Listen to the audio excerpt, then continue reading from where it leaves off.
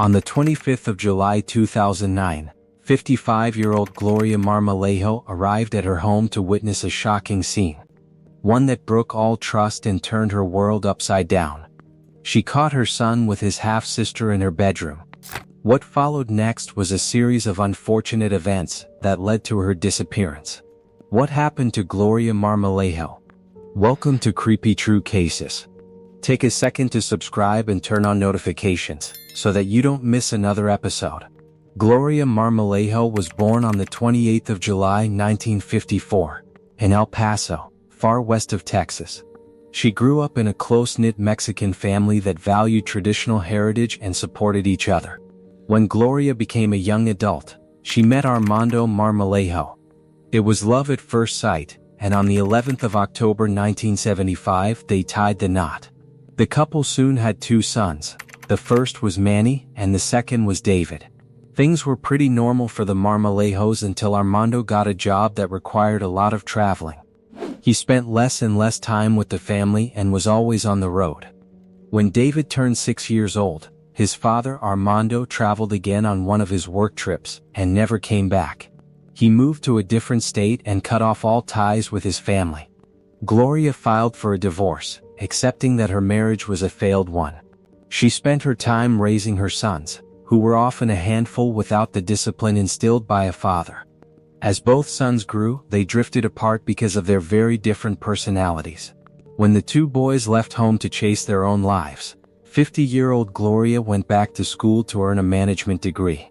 She went into real estate full-time and was living a more fulfilling life, enjoying her job and the time it afforded. Gloria's sons had moved to different locations. Manny was based in Phoenix, while David was also at a separate location. Gloria had thought about leaving several times, but her home in El Paso was her history and a place she had learned to call home. She was unable to let go of this part of her life, so she stayed. Little did she know that her life was about to take a whole new trajectory. In order to understand the tragic nature of this story, let me take you back to the early years when Manny and David were younger. David was the complete opposite of Manny. While Manny did very well in his studies and participated in sports, David failed in academics and got into trouble frequently. He was vain and only cared about his good looks, which got him lots of female attention. He relied on his charm and confidence to get through life, and soon enough, everything began to fall apart. At the age of 16, David started dating a 14-year-old girl named Laura Sales. A year later, Laura was pregnant. This news shocked the whole family, including Gloria. Despite how she felt, she supported David and helped him through this phase. David dropped out of school and got a job to support financially. After the first child, David and Laura had 3 more. The couple stayed with Gloria for a while. Her presence was much needed as she dedicated her time to taking care of her grandkids. She also assisted with finances frequently. Perhaps this made David even more laid back as he was unable to keep a job and showed no interest in a professional career. As luck would have it, David was offered a position at a company in Phoenix, Arizona. The job had good pay and would allow him reconnect with Manny, his older brother, who lived in Phoenix. Interestingly, David's father, Armando, also lived in Phoenix and had reached out to David earlier after years without communication, asking him to visit sometime. This was the perfect opportunity to reunite with father and brother. David moved with Laura and the kids to Arizona to begin a new life. There he was greeted by a new family. Armando had remarried and had 2 younger kids named Jonathan and Maria. Maria, who was 11 years old, took David as a confidant and best friend. He was easy to talk to and was always there for her. Because of this, Maria spent a lot of time around David, Laura, and their 4 kids. Her presence seemed harmless at first, more of a helping hand that was always needed in a household with 4 kids. But things soon began to change when David and his half-sister Maria started hanging out and spending too much time together. Laura began to notice the way Maria spoke to David, the affection they displayed. She didn't want to sound like a jealous lover, especially because Maria was just a teenager and was related to David. But her instincts told her that something was wrong. A few months later, David got another offer that required him to move to Hawaii. He took the job, but this time he went alone. A few months later, David was already in a new relationship and was expecting a baby with a woman named Adrienne. When Gloria heard the news, she tried to intervene, to make sure he didn't abandon Laura and his kids. Meanwhile, David kept in touch with Maria. While trouble loomed in the family over abandoned responsibilities, David and Maria continued to communicate, and when Maria was 16, David invited her over to Hawaii for a vacation. As harmless as it appeared, this trip was anything but ordinary. When Maria arrived in Hawaii, she was excited to spend time with Adrienne and the newborn. But something felt off from the very first day. Adrienne was suspicious at first, but her suspicion soon turned to a living nightmare when she caught David and Maria in the bedroom, lying in a compromising position. Adrienne was shocked, furious, and shaken. She called Gloria and reported the situation. Gloria was devastated. She could not believe something this diabolical could happen under her watch. Maria was sent back to Texas immediately, and Gloria made sure that nobody else heard this disturbing news. David, on the other hand, insisted that nothing happened and showed no remorse, nor did he take responsibility for his actions. Gloria condemned his behavior and continuously told him how disappointed she was and how he had hurt the family. But David was completely unrepentant. Gloria warned him to cut all ties to Maria, or she was going to take drastic actions. Not long after Maria returned home, David was involved in a ghastly motorcycle accident on the Hawaiian roads, where he lost one of his legs. He was bedridden for a long period of time, and Gloria was right beside him on his recovery bed. A mother's love held no grudges. She stayed in the hospital with him and helped him adjust to his condition. After a few months of rehabilitation, Gloria suggested taking David back home to El Paso, where she could better take care of him. Adrienne left him, taking their sons with her. She also made sure there was no way he could reach her. David, having no other choice, followed Gloria back to El Paso, under the condition that he would continue to keep his promise of having no contact with Maria.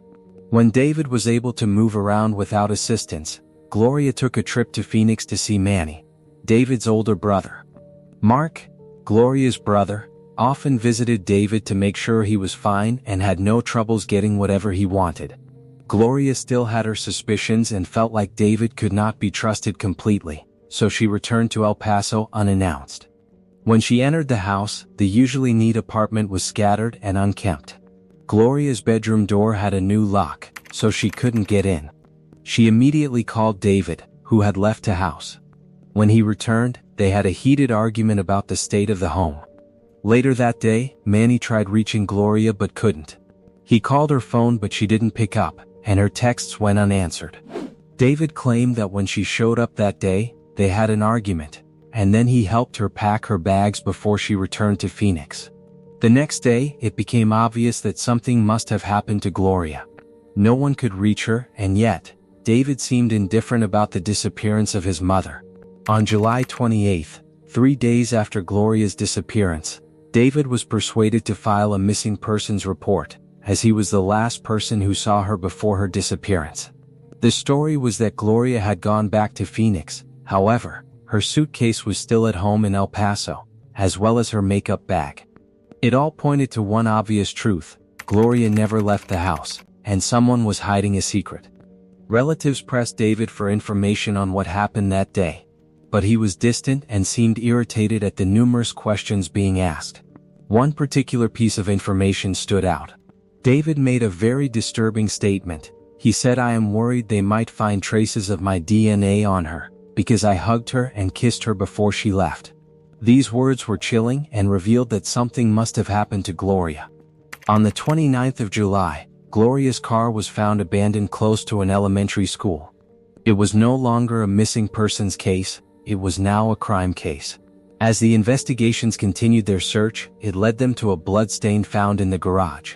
Another important piece of information was that on the day Gloria went missing, David and Maria had exchanged phone calls that night as well as the next day.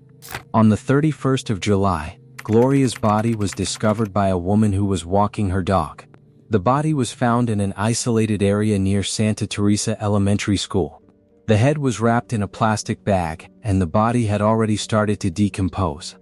According to records, She died of suffocation and a broken larynx caused by significant physical force. The result of the garage blood sample was finally released, and it belonged to Maria. Mark revealed to the detectives that David and Maria had been engaging in an inappropriate relationship, one which Gloria had threatened David over several times. Cell phone data also showed that David had made a call at 1:37 a.m. on the night of Gloria's disappearance, and his location was just 4 miles away from where Gloria's body was recovered. To save herself, Maria took a plea deal that granted her full immunity. This deal required her to tell the whole truth about what really happened. Maria confessed that on the day Gloria arrived home from Phoenix, she found her at home with David. Gloria got into a heated argument with David, demanding that Maria leave her house immediately, but as things escalated, David lost control and attacked Gloria, leading to her unexpected death. David pleaded with Maria to help him cover up the murder, so together, they cleaned up the crime scene. Maria claimed that the blood in the garage was hers, and came from a physical altercation between her and David a few days before Gloria came home. After the detectives got all the confessions they needed, David was arrested on the 4th of September 2009. He was charged with murder and concealing evidence. The trial started in October 2010, and Maria testified against him. Maria also divulged a horrific detail that no one knew. David was 29, and she was 14 when they began dating. During the course of their forbidden relationship, Maria got pregnant with David's child and had the child. David insisted that he was innocent and tried to maintain a calm demeanor during the trial. The second trial began 2 years later in 2011, where a unanimous decision was reached. David was sentenced to 54 years in prison. But it didn't end there. About 6 years later, David was faced with 29 charges in Arizona. He was charged with abduction, aggression, assault, and other crimes that had taken place in 2005 and 2006. In a bid to avoid a life sentence, he admitted guilt to 6 of the charges while others were dropped. He was slapped with additional time behind bars. He is due for a parole in 2036. What are your thoughts on this case? Let us know in the comments below. Be sure to like, subscribe, and turn on notifications. Thanks for watching.